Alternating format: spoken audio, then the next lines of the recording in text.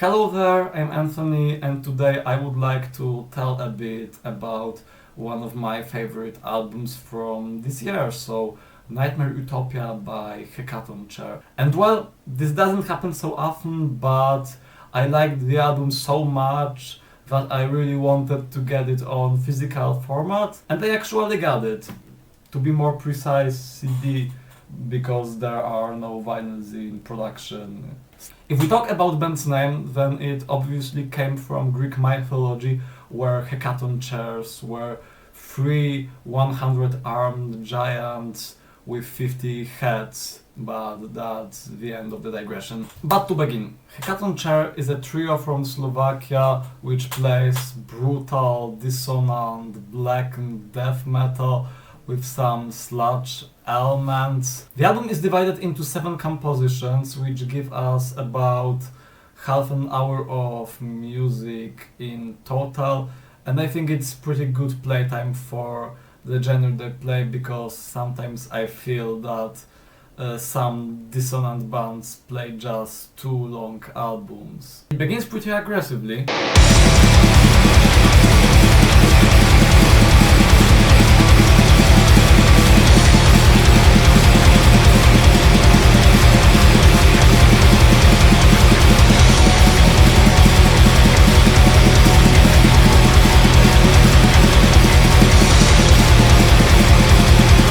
But then first sludgy influences come.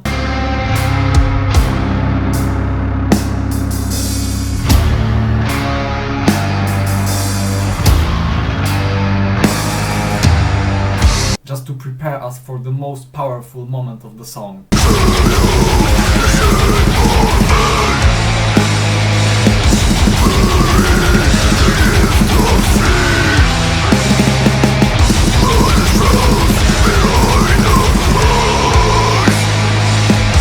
Well, I mean, isn't it just awesome? Brutality of death metal encased in only one riff with some blackened atmosphere and dissonance, and I just love it. It's, by the way, the part that impressed me the most on this album. I mean, the whole album was obviously great, but that part was amazing specifically, and got me stuck on this album for a long time. After that pretty hard experience, we are being exposed on some kind of ambience which reminds me of Underworld's theme in Terraria, especially these screaming demons. And I think it's not a foolish comparison, as every track on this album is a different story that refers to some kind of horror landscape.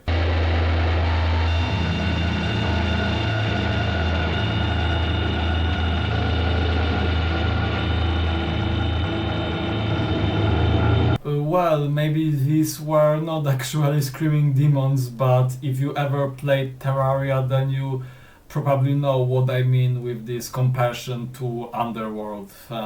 Third track begins pretty normally, as we have some slow guitar, slow drums and really dense vocal, but this time all we are waiting for is not one specific riff, but guitar shredding.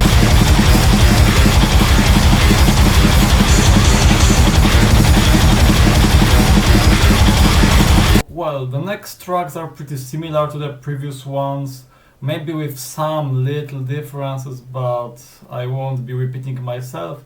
But also I encourage you all to discover the whole album by yourself, as it's definitely worth it. Unfortunately, I can't think of any bands that would be so similar to Hecatoncheir for now. I heard that some people were comparing it to Nightmare's album from 2023, but well, I can't say anything now because I listened to that album only once and it was a few months ago, so I don't remember anything from that. If I had to go with some bands on our albums, I would definitely go with Quadrat's latest release, because on both these albums riffs are actually the strongest part. Also, one fragment reminded me a little of Hoplite's first release. So at the end of the video I would really like to say cheers to the whole band, obviously, and dedicate this review to my new Paul Matej, who played the guitars on the album and